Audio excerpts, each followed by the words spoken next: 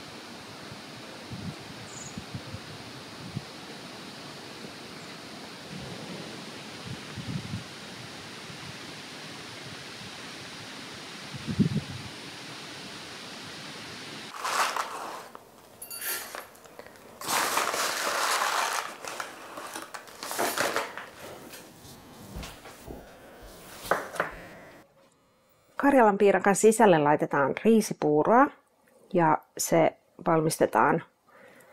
Siihen laitetaan riisiä ja vettä ja sitten myös tämmöistä rasvasempaa maitoa, suolaa ja lopuksi vielä lisätään kananmuna.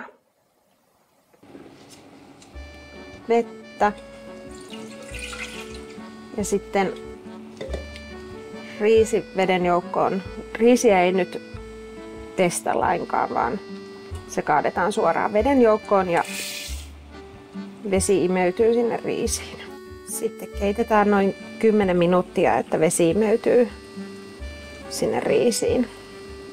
Pidetään kansi kiinni.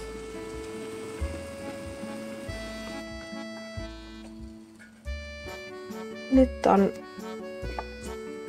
riisi imennyt sen veden kokonaan. Voidaan lisätä seuraavaksi maitoa.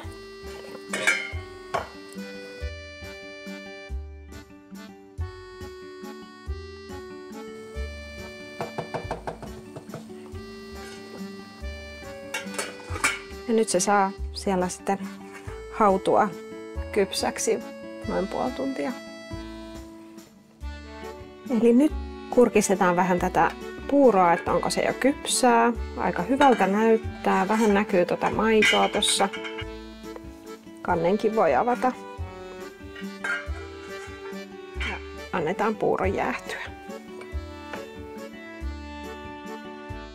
Karjalanpiirakka taikinaan käytetään ruisjauhoja, vehnäjauhoja, vettä, suolaa ja öljyä. Kaadetaan kulhoon.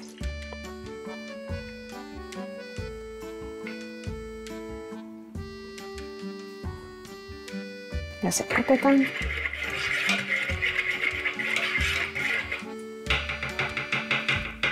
No niin, ja sitten sekoitetaan jauhot joukkoon. Eli ensin vehnäjauhoa. Ja tässä ei ole mitään nostatusaineita, eli taikina pysyy semmoisena litteänä, että sen ei ole tarkoitus nousta. Pyöritellään taikina tasaiseksi levyksi. Näin.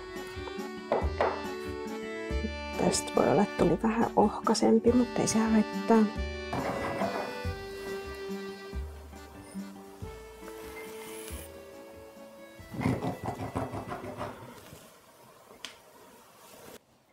Joko tämmöiseksi soikeaksi tai sitten voi niin kuin vähän pyöreämmäksi tehdä sitä.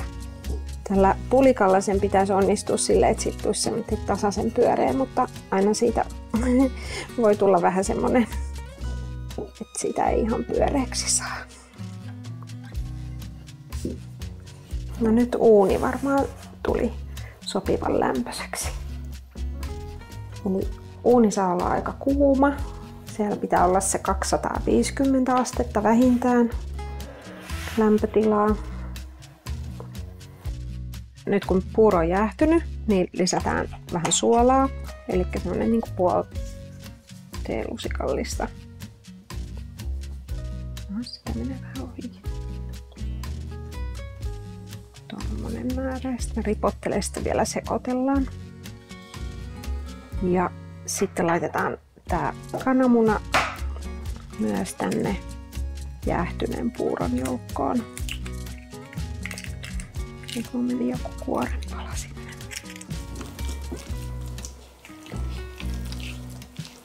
Noin. Ruokalusikallinen tähän keskelle. Ja levitetään sitä hiukan tonne päitä kohden. Eli tässä tulee tämmönen soikea muoto tälle puurolle. Sitten nostetaan sivulta nämä reunat tähän puuron päälle.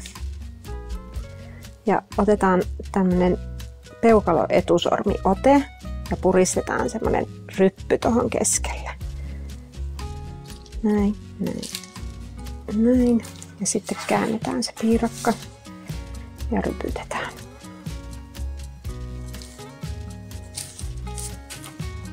On jo paljon paremman näköinen. Sitten laitetaan piirakat uuniin.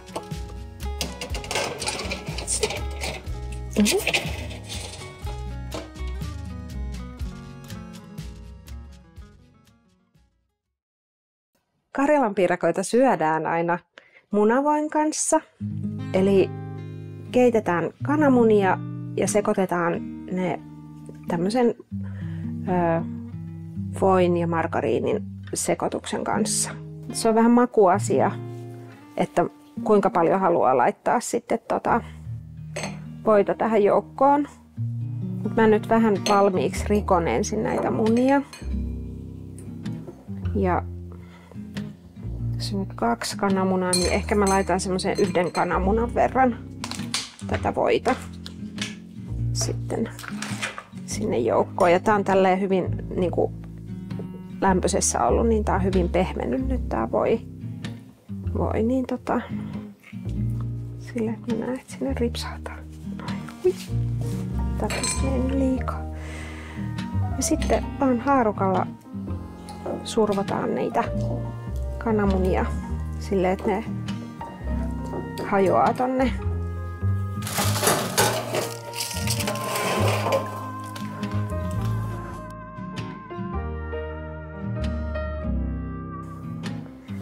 Eli sitten seuraavaksi, nyt kun nämä on vielä kuumia, niin sivellään nämä piirakat tämmöisellä sulatetulla voilla, missä on pieni tilkka vettä.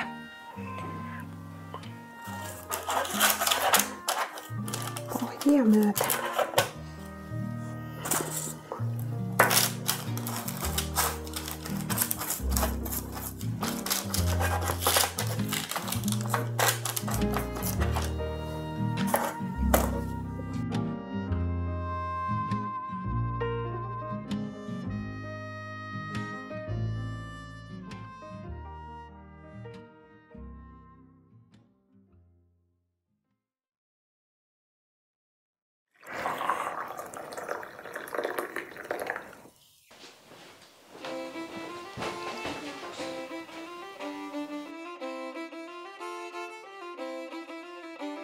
Toi uuni oli tosi kuuma, niin Joo. täällä on varmaan lämmennyt ilma täällä meillä. Varmaan. Se koko päivä. Hiki pääs. Joo, otetaan täältä nyt. Mä voin ottaa tosta päältä ton. Sitä kuinka paljon laittaa. Mä nyt laitan tälleen vähän niin kuin koko matkalle hiukan. Voisi laittaa vähän enempikin, jos tykkää. Ja sitten vähän koristeeksi persiljaa. Tulee kauniin näköinen. Näin. Ja sit maistetaan.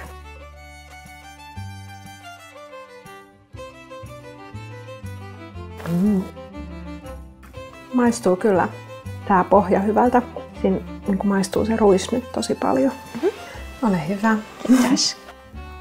Se on myös jotenkin silleen, että sit kun se on tämmöinen matala, niin siihen saa paremmin laitettua sitä munavoita päälle. Niinpä totta. Oikein kunnolla kun laittaa, niin siitä saa niin kuin makua siihen. Joo.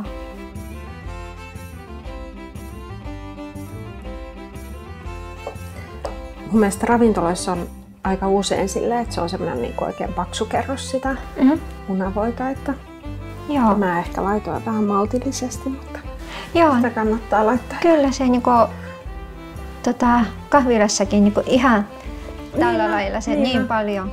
Joo.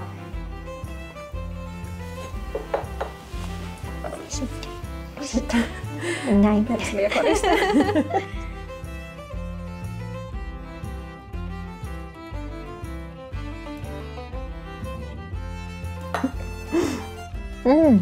Ne onkin vähän pitkiä ne tikut, jos ne katkaisee. Tosi hyvä.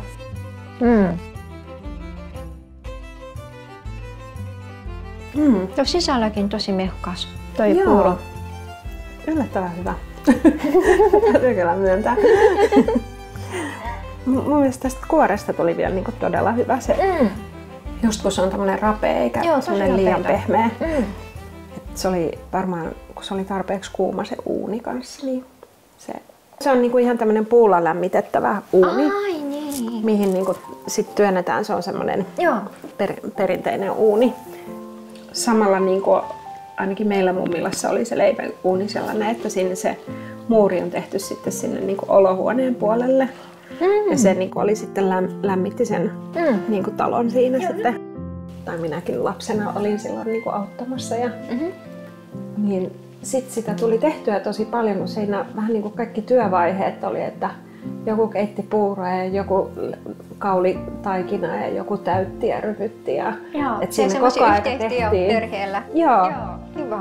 No sit mummi leipoi aina niinku leipää ja sitten kaikkia marjapiirakoita niinku samalla kertaa. Et sit oli niinku koko viikoksi tavallaan niinku aina sitten kaikkea. Ja just. Se oli semmoista itse tekemistä.